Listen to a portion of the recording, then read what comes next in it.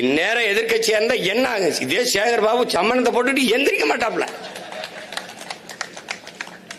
அவருக்கு என்ன தெரியும் பாவம் குப்பையை பத்தி? அவரே ஒரு பெரிய மக்கின குப்பை, அவருக்கு என்ன தெரியும்?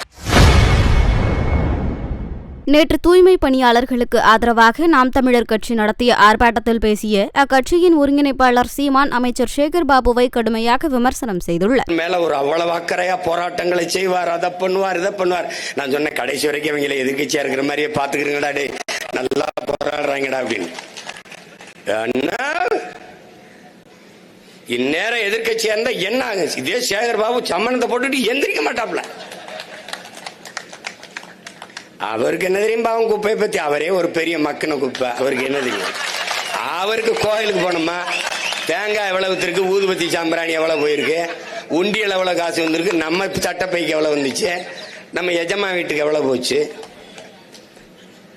வெளிப்படையா ஒரு அறிக்கை கொடுக்க சொல்லு. அறநிலைத்துறையில ஆண்டுக்கு எவ்வளவு வருமானம், எந்தெந்த கோயில்ல எவ்வளவு வருமானம், அது கோயில் நிர்வாகத்துக்கு பராமரிப்புக்கு செலவு கொள்ளு.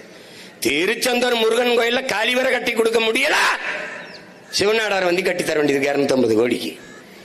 கட்ட வந்தவர்கிட்ட கமிஷன் கட்டி திருப்பி வரட்டா யோக்கியப்பில்ல நீங்க. அவர் கோச்சிட்டு போயிட்டாப்ல. அடா கோயிலுக்கு கக்குசு வழிபட வர மக்களுக்கு கழிவறை கட்டி கொடுக்க வர என்கிட்ட கமிஷன் கேட்குறீங்கன்னு மறுபடியும் கெஞ்சி கெதிரி கூட்டி வந்தாங்க. போனா போதுன்னு கட்டி கொடுத்தாப்ல.